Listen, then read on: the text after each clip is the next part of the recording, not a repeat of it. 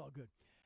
Hey folks, we are continuing on today in our journey through the Lent season as we are beginning to get much closer now as we step into April to celebrating Easter Sunday coming in just 2 weeks. But as we continue on, we are also nearing the end of our journey through the book of James. Only this week and next week to go on that. And I just want to warn you, and I'm going to warn you here in a second too, that as James gets to the end of his letter, he kind of takes things up even a little more of a notch. So we're going to encounter that today. But let's begin. What is it that you plan to do with your one wild and precious life? It's a quote from Mary Oliver. How does that, you could leave that up there for a second, Dave. How does this quote sit with you this morning? Do you have a sense of excitement that you are still on an adventure? Does it remind you of all the beautiful things that you've been part of so far? And some more beauty that is sure to come in your life journey? Or maybe it causes you to consider some of the missed opportunities for a possibly more adventurous life. Maybe you think that you have overlooked all of your chances for something even more deeply purposeful. As we've been moving through the book of James, which is a book of wisdom for the church, we have encountered words that are full of challenge about how we are to live our lives. And perhaps you felt the weight of some of these challenges, and you feel like maybe you've just really blown it in the past as you've tried to follow the way of Jesus. If that's you, that's fair. That's honest. I do have some good news today for us, and maybe a bit of difficult news as well. So let's get the tough news out of the way. As I just alluded to moments ago, James is going to take things up even a little more of a notch here as he nears the end of his letter. So just be prepared. Fair warning, okay, in case you haven't peeked ahead already and read the text for today. But there is good news too, and this is what we've been talking about each week we've been together, is that by now we should be reminded that we can always stop. We can actually do the work to change our minds, and we can begin doing and living the way that we know we should be doing and living. We can eliminate the places where we have misplaced our faith, and we can actually return to trust in Jesus Christ alone. So this morning, I don't know what morning is. So this morning, I want us to jump into our main text, and we're going to discover together some more wisdom that James has for the church family. So we're going here to James 4, verse 13 is where we pick this back up. He says this, "Now listen, you who say, today or tomorrow we will go to this or that city, spend a year there, carry on business, and make money, while you do not even know what will happen tomorrow. What is your life? You are a mist that appears for a little while and then vanishes. Instead, you ought to say, if it is the Lord's will, we will live and do this or that. As it is, you boast in your arrogant schemes. All such boasting is evil. If anyone then knows the good they ought to do and doesn't do it, it is a sin for them." In this part of our text, we're going to stop there. We'll pick up the rest coming soon. But James is asking us to look at some critical questions about how we are spending our time. He's asking us to consider these critical questions about how we live our lives. And he is asking us, what is important? The first thing he rolls out as an important question we have to ask ourselves, he talks about making promises for tomorrow. Now, in our culture, and this has actually kind of become an old reference now, but we might say things like YOLO. Everybody know what YOLO means? It means you only live once. Okay, so we kind of have this throwing kind of some of the caution to the wind. We're just going to live fully in this moment. And James is kind of saying the other thing. He's pointing out that the other option here of how we make promises for tomorrow is that we're always looking to control tomorrow. We want to manipulate so that here he says we can make a buck. We're going to go do this thing. I've got this big scheme. We're going to make some money. So there's this tension between what he's saying and what we know, this YOLO idea, which seems a little, for most of us, I think, kind of crazy. That sounds like young people stuff. But James is kind of pointing out that we have no choice but to live in the moment. He is encouraging us to be fully present in the now because, ultimately, that's all we are guaranteed. So the question of what he's getting at is your plan for tomorrow the most important? Is it more important than today? He continues on and he asks, what is your life? Okay, that's the question he continues to move through in this text. And the reality is, our lives are short. I used to hate that when I was younger. It was always older people, not picking on older people because now I'm one of the older people. But it was always older people that say, oh, you just wait, as I complained about how long it felt like to get through high school. Oh, it felt like it took forever. They said, just you wait. Life is really fast and it'll pick up speed. And you know what? They were right. Doggone it. So I don't think it was any of you, but if I've ever been like, bah humbug to that, it's true. We know that, right? We get it. It is fast. So what is James getting at here? He's saying that we don't get much when it comes to our life. It is quick. So how will we spend the time that we have? How will our lives impact others? What is the legacy that we are building towards and will leave behind? Because the reality is, our lives that we get to live not only impact ourselves, but they impact those around us.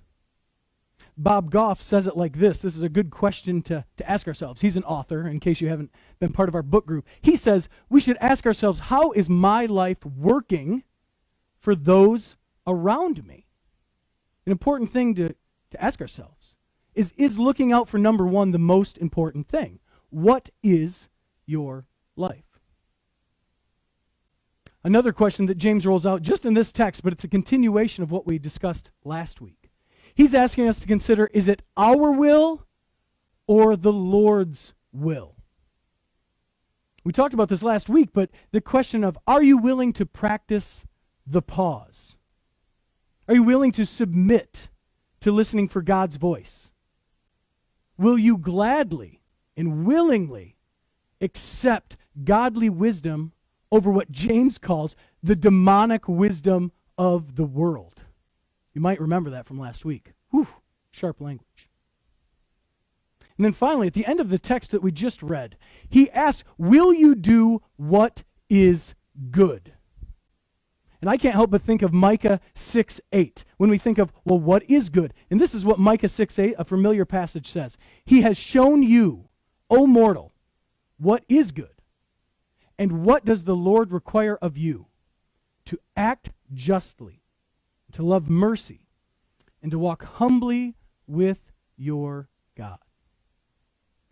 Now, this last verse of James here in chapter 4 is our bridge to get us into chapter 5, and it comes with a warning.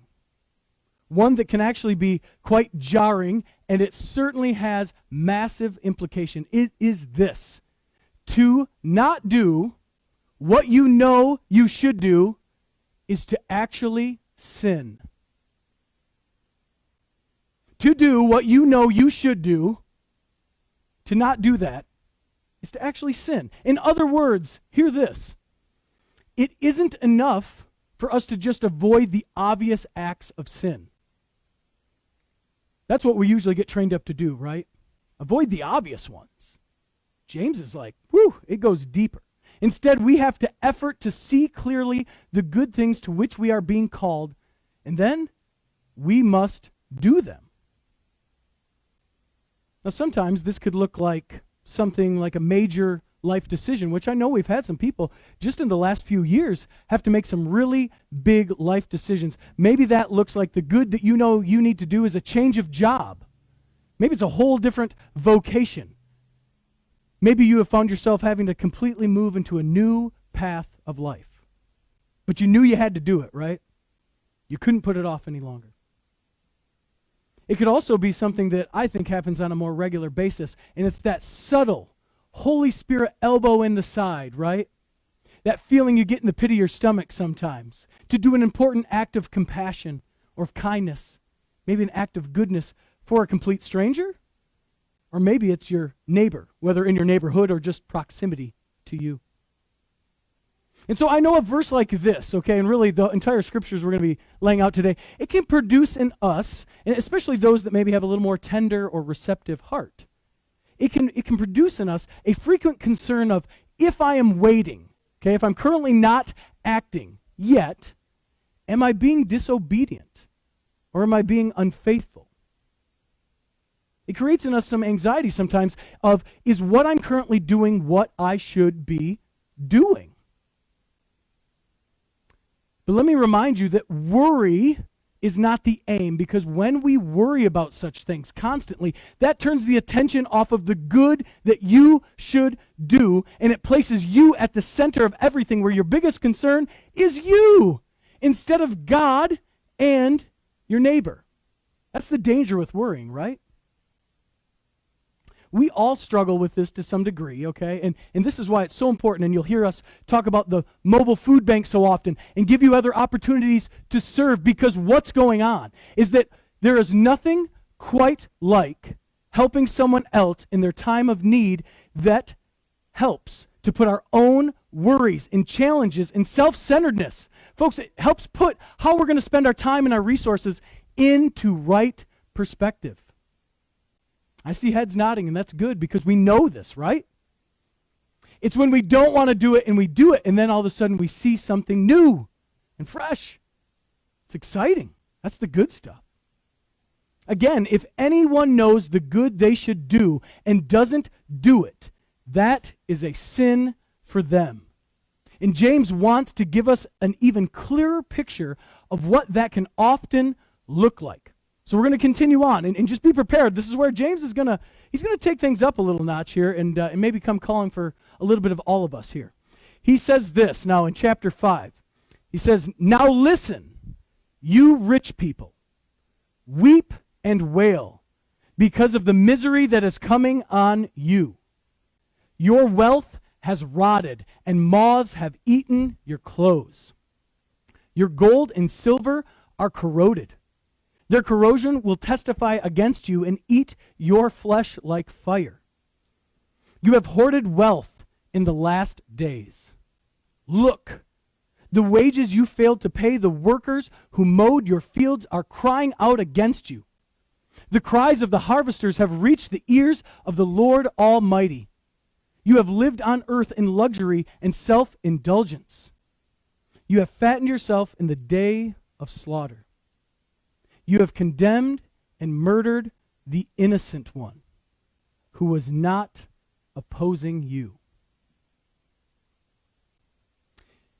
In this chunk of the letter, we discover now what James had been building to this moment all along.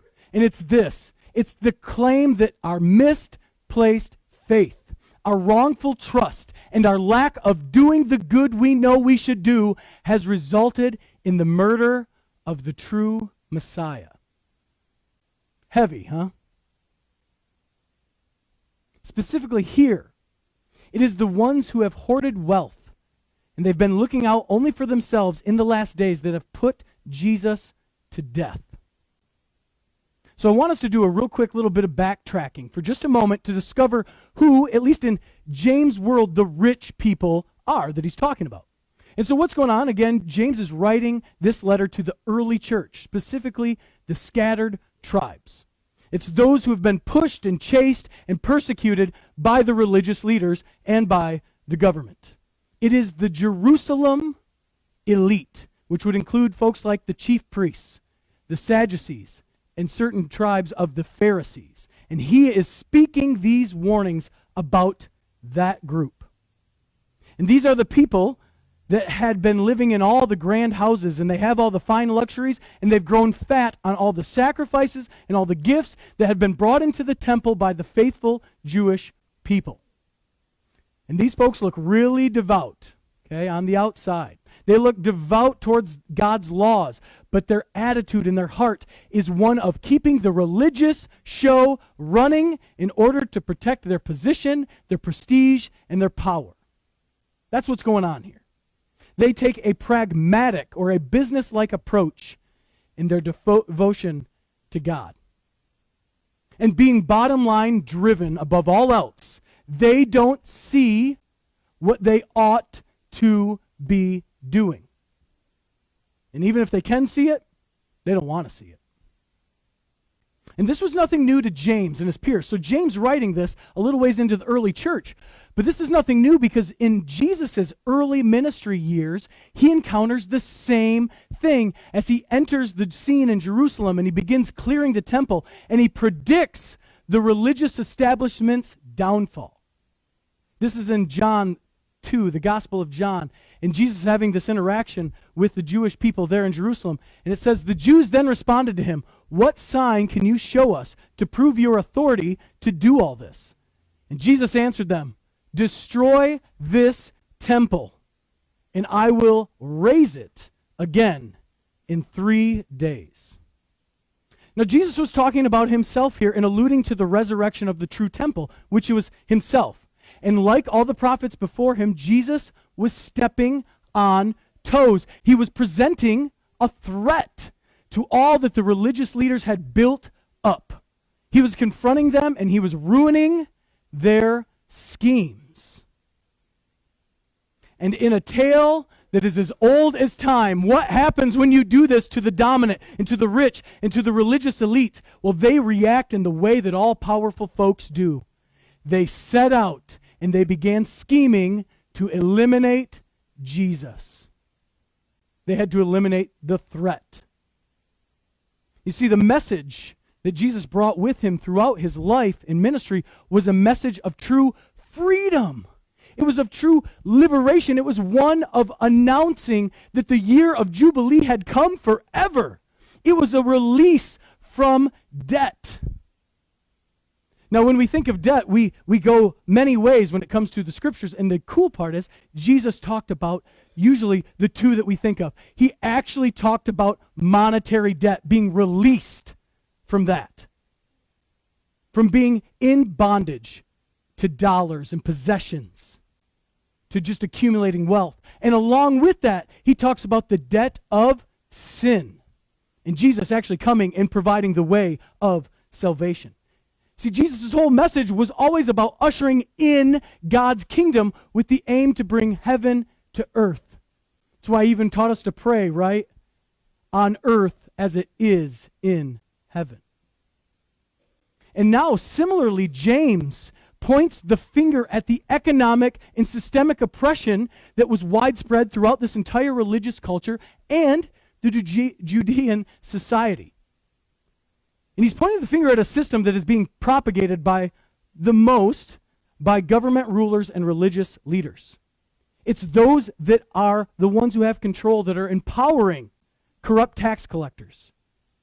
And they're enforcing harsh Sabbath laws that were hurting the most vulnerable among them. So James, like Jesus here, is sounding the alarm. And I want you to hear this. I know that was a lot of setup to get to where we're going with this. But it's important to talk about this as a systemic issue. And James is again sounding the alarm, and time is running out. He's talked about just recently how short our time is, referring to mist and vanishing. It's like vapor. It's gone. And he says this, "You have hoarded wealth in the last days." Now, we like to throw around this last days point often in conversation, but I want you to see what James was really getting at. You see, in the last days points to what James believed about Jesus and Jesus actually bringing and delivering God's kingdom. And for James, the kingdom that Jesus brought with him had come, and in this sense, the listeners and readers, which includes us too, we are living in the new era in which everything will be made right.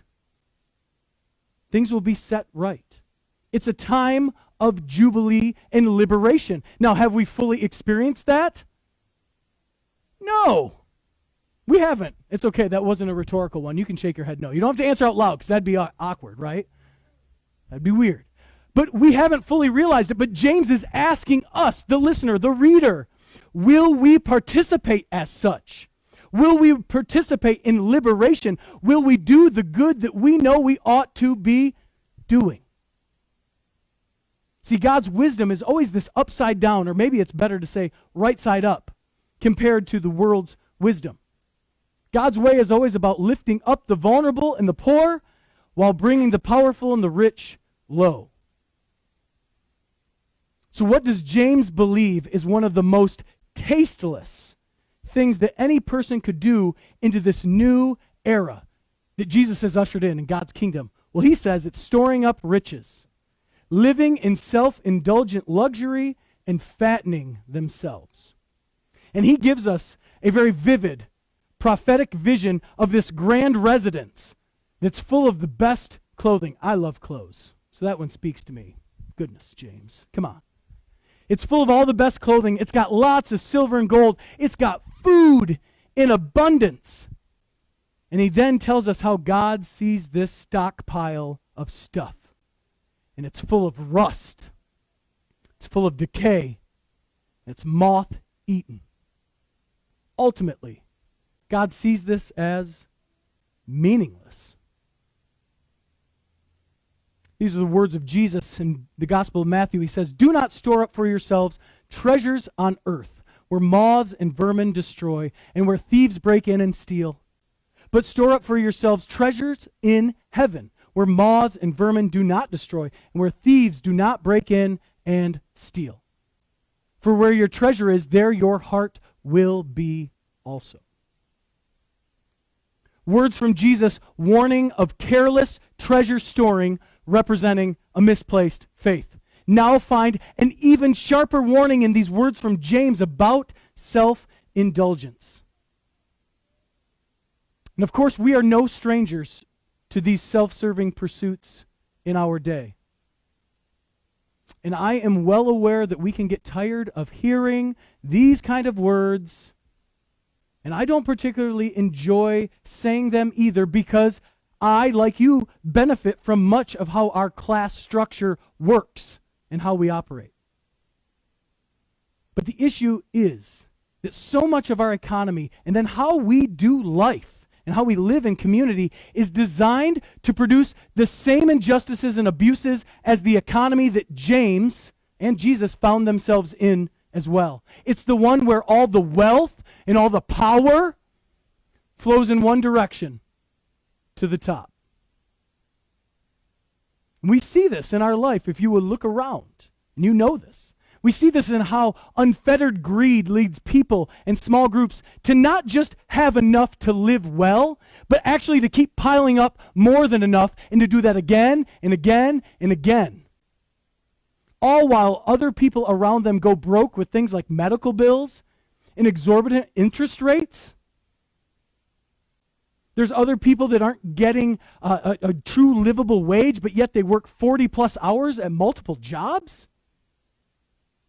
And then there's many others that just aren't getting the care and the dignity that they deserve because they don't have as much to offer in terms of power or influence. See, we're all tempted to posture ourselves like the religious elite, right? And dismiss, the poor, the vulnerable among us with thoughts of things like, well, they deserve it. They're probably just lazy. Maybe they should consider getting a third job. And then the one that really encapsulates all this is that we like to think it's not my problem. But one of the most wonderful parts, and I think it's just the greatest scandal. How do you like that word? Scandal. It's the greatest scandal of the gospel of Jesus Christ, is that God is free to show kindness and love and forgiveness to those that we estimate are outside the boundaries of receiving it. And so James tells us that the day has come and continues to come when the cries of injustice has reached God's ears. The days of thinking that we can just ignore the hurting around us are gone. It's over. We, God's family, this local group, right here. We have heard God's voice in our lives, and we have seen his work, and let's just be real. We're without excuse. If anyone then knows the good they ought to do and doesn't do it, it is a sin for them. So what is the good that we ought to do? I think what James is alluding here to is that we should give power away. Think about it. What do you have in your life, in your world, that would represent something kind of powerful? Maybe it's considered really good, even great. Maybe it's something about your life that would be an advantage or a privilege. And for many of us, because let's be real, like it's good to be an American, right? It is good to live in this country. So a lot of times I think that does look like what James is pointing out. It looks like money and wealth and riches and possessions, okay? That might be what you need to practice giving away. That could be the good that you ought to do. Maybe for others in this room, it's just companionship. Maybe you are that good listener and you need to give away your ability just to listen and to care and to come alongside other people. Maybe it's just the giving away of your most valuable resource, which James already talked about, is our time. Maybe that's what we have to consider, giving away my power, my privilege, my advantages I have. But let me warn you that this all requires a challenging topic, and we've talked about it many times, empathy, which is a willingness to listen and to walk alongside someone all the way to the bottom with them. Mary Oliver says it again, this opening quote. She says, "What is it that you plan to do with your one wild and precious life?"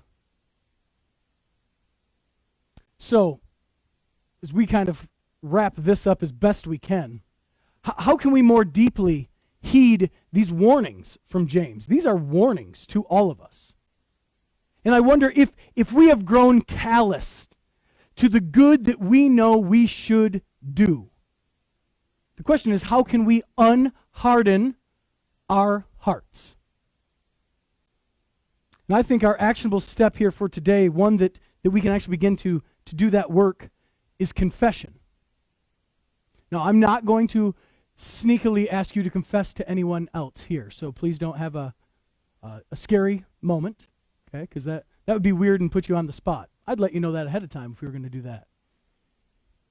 But you see, confession, in a time of confession, is we are telling our errors. We are telling our sins, which would be the things that we have done and the things that we have left undone to God. And many times, I think confession kind of feels like sort of a death, which we've been talking about in terms of Lent throughout this 40-day experience. And it's specifically a dying to self is really what confession is. It's a giving up. It's trying to decipher better what's important. Either me feeling right or being right with God. Henry Nouwen says it like this. This is a quote I shared on Facebook this week, but I want to share it with you too before we continue through our time. He says this: "How can I rejoice fully in your resurrection when I have avoided participating in your death? I see clearly now how little I have died with you, really gone your way and been faithful to it. There is so much in me that needs to die. False attachments, greed and anger, impatience and stinginess." And so this morning, we're going to take just a couple minutes to sit here, to pause, to stop, to allow the Lord to search us and reveal what it is that we have sinned against God and our neighbor.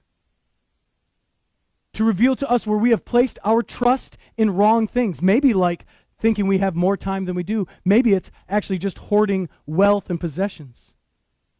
But to see where we have disregarded the call to align ourselves to Christ alone and to do what we ought to do. So I'm going to invite you to find a comfortable posture like we do during our prayer time. We're going to take just a couple moments to begin to Speak to the Lord about what it is that we have left undone or the things we have done, where we have gone astray. And then at the end of our time, I'll invite you to recite a prayer with me as we close our time.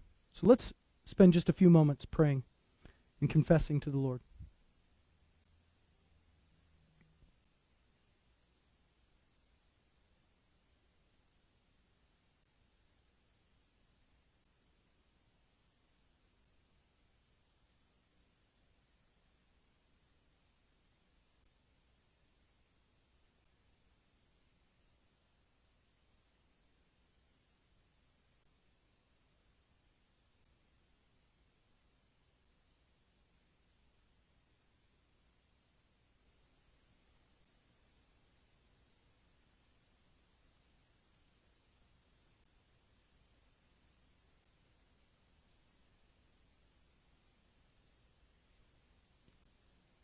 I invite you to recite this prayer together as our benediction in this space this morning.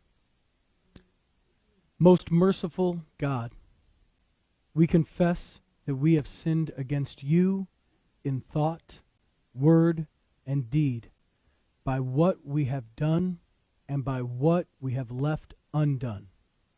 We have not loved you with our whole heart. We have not loved our neighbors as ourselves. We are truly sorry, and we humbly repent.